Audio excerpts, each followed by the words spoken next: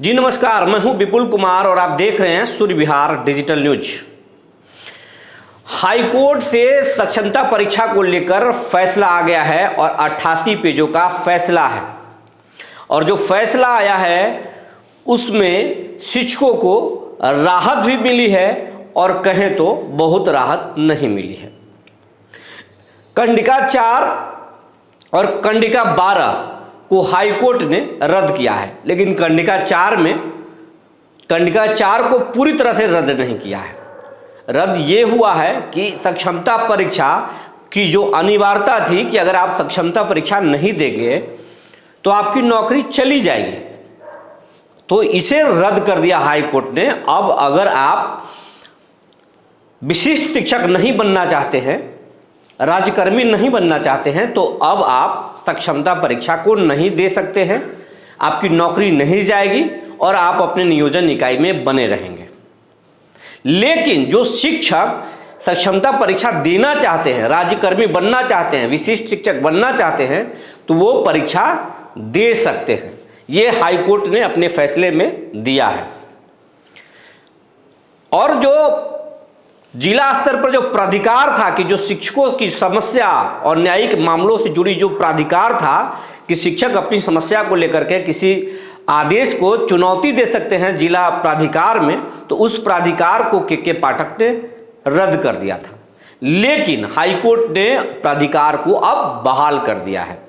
तो ये राहत है, ये बहुत बड़ी राहत है कि प्राधिकार, उनके पास एक मौका है कि वो प्राधिकार में जा सकते हैं और अपील कर सकते हैं और फिर प्राधिकार का फैसला चाहे उनके पक्ष में आए या उनके खिलाफ में आए, वो उनको प्राधिकार का फायदा मिलेगा। तो प्राधिकार बहाल रहेगा, कोर्ट से ये मिला है।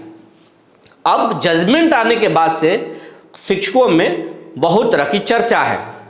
संघ को लेकर चर्चा है कि संघ ने एक लड़ाई लड़ी और जीत हुई, लेकिन शिक्षकों में ही एक ऐसा तबका है जो कह रहा है कि ये जजमेंट से शिक्षकों को बहुत ज़्यादा कुछ नहीं मिला और संघ झूठ मूठ में अपना क्रेडिट ले रहा है। लोगों को कहना है कि सरकार ने तो पहले ही शपथ पत्र दे दिया था कि जो शिक्षक नियोजित रहना चाहते हैं वो नियोजित रह सकते हैं और जो सक्षमता परीक्षा देकर विशिष्ट शिक्षक बनना चाहते हैं वो विशिष्ट शिक्षक बन सकते हैं। अब कोर्ट से वही आदेश आया है, तो इसमें बहुत ज़्यादा हंसने इठलाने की बात क्या है और क्यों मुस्कुराने की ज़रूरत है।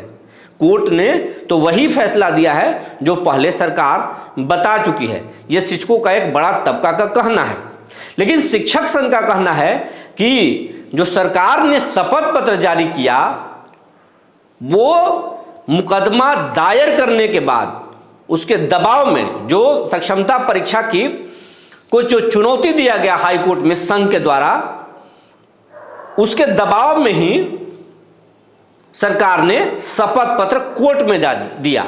अगर ये मुकदमा दायर नहीं होता तो ये नौबत ही नहीं आती कि सरकार शपथ पत्र दे और ये बताए लिखित तौर पर कि जो शिक्षक सक्षम नहीं बनना चाहते हैं, जो विशिष्ट शिक्षक नहीं बनना चाहते हैं, वो उनकी नौकरी नहीं जाएगी। तो ये मुकदमा जो दायर हुआ उसके बाद में ही सरकार पर दबाव बना, तो ये सच है।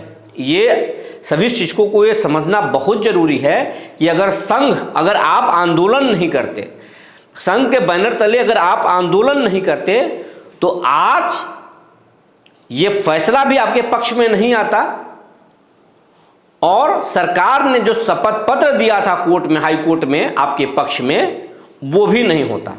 तो ये आंदोलन का ही नतीजा है कि हाईकोर्ट के आदेश आने से, फैसला आने से पहले सरकार ने हाईकोर्ट में एक शपथ पत्र जारी किया था और कहा था कि जो शिक्षक नियोजित रहना चाहते हैं वो नियोजित रहेंगे और जो विशिष्ट शिक्षक बनना चाहते हैं वो सक्षमता परीक्षा देंगे और उनको 5 मौका दिया जाएगा, 3 ऑनलाइन और 2 ऑफलाइन।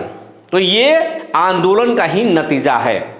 और जहां तक बात फैसले की है, तो कोर्ट तो जो सुप्रीम कोर्ट है, जो हाई कोर्ट है या जो निचली अदालत है, वो तो स्वतंत्र है, वो माननीय है, उनका फैसला सर्वमान्य है। तो उनके फैसले पर हम सवाल नहीं खड़ा कर सकते और आप सवाल नहीं खड़ा कर सकते हैं। वो सबूतों के आधार पर और आपके दलीलों के आधार पर फैसला सुनाते हैं। तो कोर्ट ने जो फैसला दिया है वो बहुत अच्छा दिया है, सरकार के हित में है और शिक्षकों के हित में भी है। कोर्ट का जो जजमेंट है उस पर किसी भी प्रकार का कोई सवाल नहीं खड़ा किया जा सकता। लेकिन ये एक बात में दम है कि जो सरकार ने भी शपथ पत्र दिया था कोर्ट में, वो शिक्षकों के मुकदमा दायर होने के दबाव में ही दिया था, आंदोलन से डर कर ही दिया था। तो संघ ने जो लड़ाई लड़ी उसी की जीत है, और शिक्षक आपस में नहीं लड़े तो ये ज़्यादा बेहतर है। अगर आप आपस में लड़ जाएंगे तो इसका फ़ायदा तो सरकार हर हाल में उठाएगी, और जिनको भी मौका मिलेगा आप पर हमला करने के लिए तो हमला कर सकते हैं। इसीलिए एकजुट रहना और एक साथ रहना बहुत ज़रूरी है, और ये एकजुटता सिर्फ शिक्षकों में ही नहीं बल्कि अपने निजी ज़िंदगी में भी करने की ज़रूरत है।